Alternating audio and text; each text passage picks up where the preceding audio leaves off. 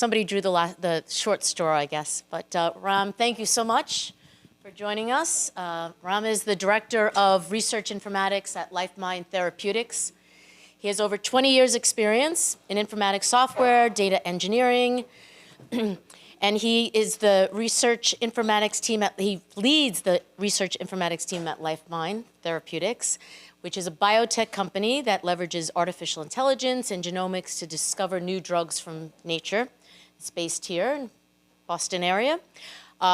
Previously, Ram led the biobank informatics and e-consenting team in the Boston Children's Hospital. He was lead architect of the laboratory information management system that was used by BCH Biobank Core Lab. Ram's mission and passion is to design and implement innovative solutions that support the company's research and development goals, as well as the vision to transform human health and wellness.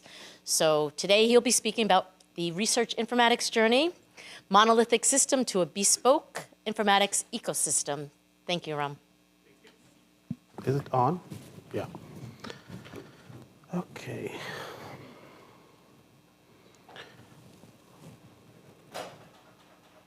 Okay, so I'll just go quickly over this is going to be a short talk. I know it's already 4, I think. So that I'm not stopping you from the reception. Okay. So the outline. So I will just go quickly over some background information on our research informatics journey since I started at LifeMine. The initial informatics state of affairs over here when I started out. What were the challenges that we were facing? What were the improvements that we did, or we're still doing actually, over there, and the current state. So a little bit about LifeMine. So it's as she just said, it's a drug discovery. We do drug discovery using natural products from fungi. And we have the largest fully sequenced strain collection in existence. So around 100,000. And I started at LifeMine around exactly 2 years ago. Like tomorrow is my anniversary. Thank you. Which I just found out today. So the initial state. When I started out, it was very rudimentary, like very simple. And this talk is actually looking at all the other talks today. This is a very back to basics talk that you'll hear. So we started out with, we have instruments in various different wet labs, and we get data from instruments and CROs, as we all know. We still have LIMS and an ELN all bunched together, and then reporting visualization from the data obtained from there. So the LIMS ELN that we're still using is called Dynamic. I don't know how many of you have heard of that. It's a pretty boutique system, very small. I think around 5 or 6 companies use it all over, and is maintained by 1 or 2 people. So they're in the challenge right there. A single point of failure. Bus index is 1.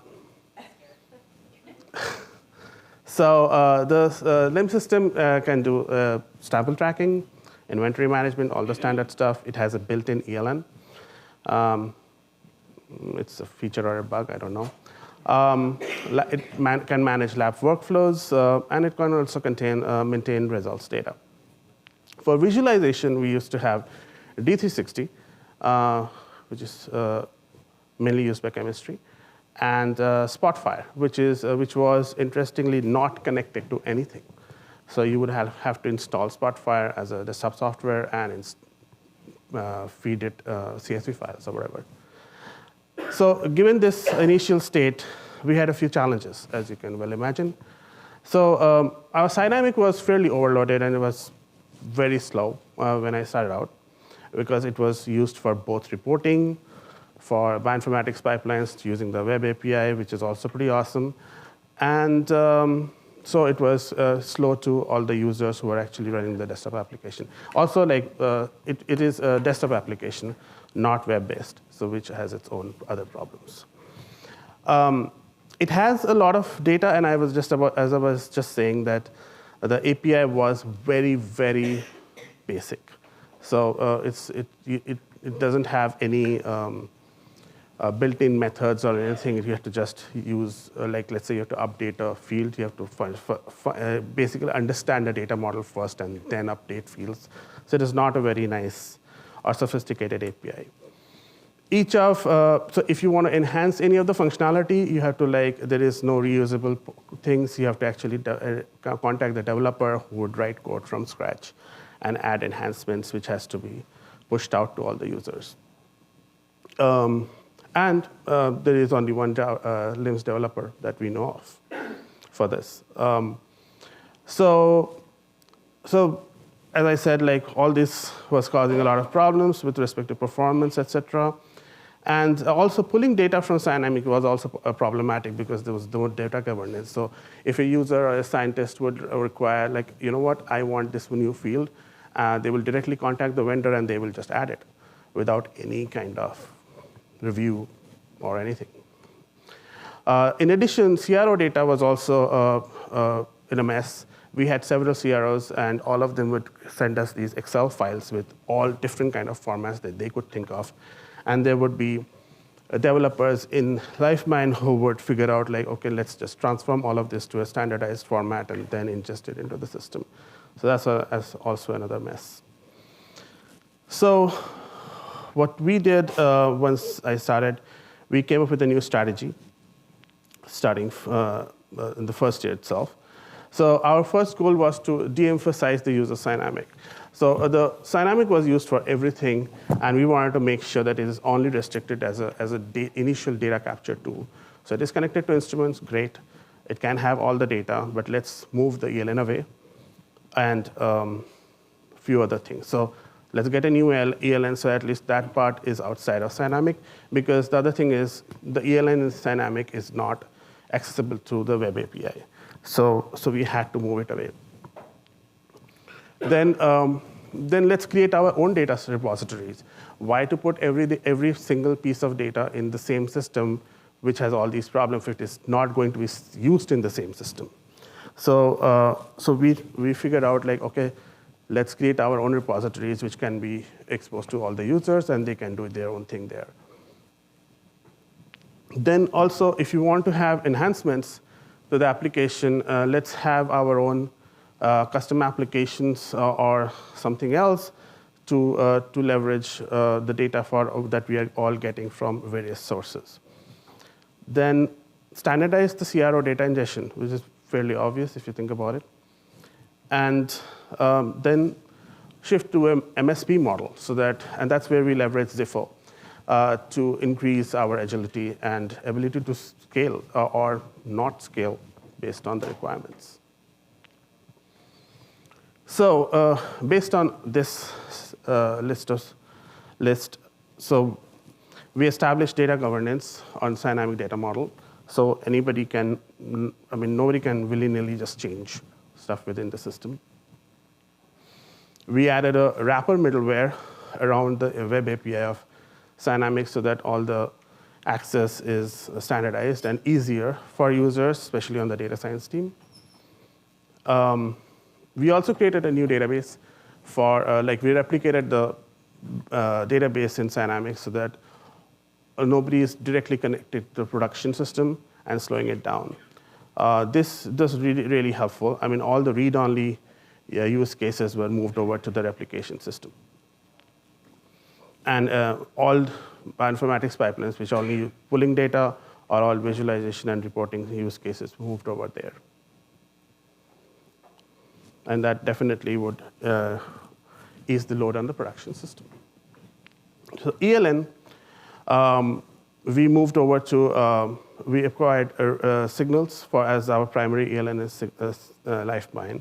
And we obtained licenses for all, basically trained all our R&D users to use signals as their primary ELN and move away from Dynamic.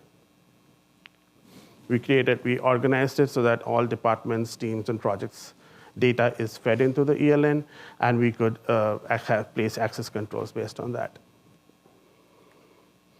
And also, one of the main things we did was make sure that Signals is able to pull data from Dynamic and also push data into Dynamic so that there's no excuse to use Dynamic anymore for ELN users. Now, with custom app development, what we did was we tried to use a new approach for low-code platform, using a low-code platform which makes creating new applications fairly easy. And also, these applications, instead of adding new features to Dynamic, why don't we have these quick apps created in a different environment, use the data within Dynamic? So just augmenting those functionalities within Dynamic with different apps. So this was rapid. It is fairly rapid. But the platform actually what we ended up using was AppSmith, which I would highly recommend. It's very easy, quick to deploy, and works very well. So we launched it in 2023, early 2023 with one app, and now we have around like 13, 14, I think. For reporting and visualization, as I mentioned, we had Spotfire, but then we connected it to everything within LifeMine, and that was a huge endeavor. I don't know how many of you have worked with Spotfire. It doesn't make it easy to connect to systems. It's painful. And also, we made sure that the web application part of Spotfire is available to everyone on top of the desktop version. Then for chemistry, we have sunset D360 and now moved on to Data Warrior. And same thing, we connected to everything within LifeMine, all data sources. And with help of Zifo, we have built like plugins and macros to make life easier for chemists who use it. Yeah. So putting all of this together in the middle is our data engineering platform, which is based on Airflow, Apache Airflow. It is an ETL tool. It could be used for workflows, et cetera. It enables data transfer across all the aforementioned systems within the ecosystem. And yeah, so it can be used for data transformation, reporting, flattening out data models, so that it's easier for visualization, et cetera. So if you see here, the Apache Airflow is right in the middle, and you have like all the other systems surrounding it. So it connects everything to everything within our LifeMine ecosystem. So based on all of this, our current state looks like this now, which we have all these applications, Dynamic Signals. Dynamic is fairly in a low usage situation, but still is being used in a limited fashion. We have Signals for ELN, these custom apps, we have storage infrastructure, and we have BI analytics usage using these applications. So it's much more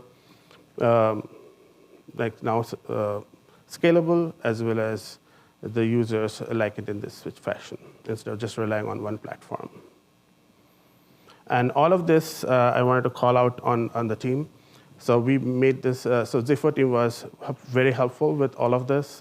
We had a data engineering team, PMs, Signals research switch teams, and visualization teams that helped us with all of that.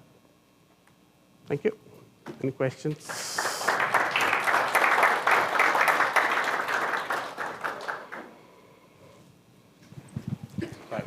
Oh, hi. Great talk, thank you. I'm curious about, you talked about using AppSmith and low-code platforms to kind of bridge some gaps. Who is building the apps, and how did you control that? If it's truly low-code, did you have people in the lab going and doing stuff without registering it with you guys? So most of the apps were developed by the Zifo, my developers in the Zifo team. There are at least like one person I think in the data science team who is interested, and has done something there. And there are one bench lab tech, I think, it has done some stuff there, who are interested in doing. Most of the time, we don't really let people tamper with that because you can't really do stuff there. Cool. Thank you, guys. Oh. Yeah. Yeah, you presented a couple of different options in terms of data visualization, right? How do you decide which platform to use, between the three at least that you mentioned? And, like, what kind of criteria do you have to decide which make more sense to be like a Spotfire dashboard versus AppSmith or Data Warrior, or like? So AppSmith, like, you can create applications, so you can write back to systems. So it's not really, I mean, you can use it for visualization, et cetera, but it's not meant for that purpose.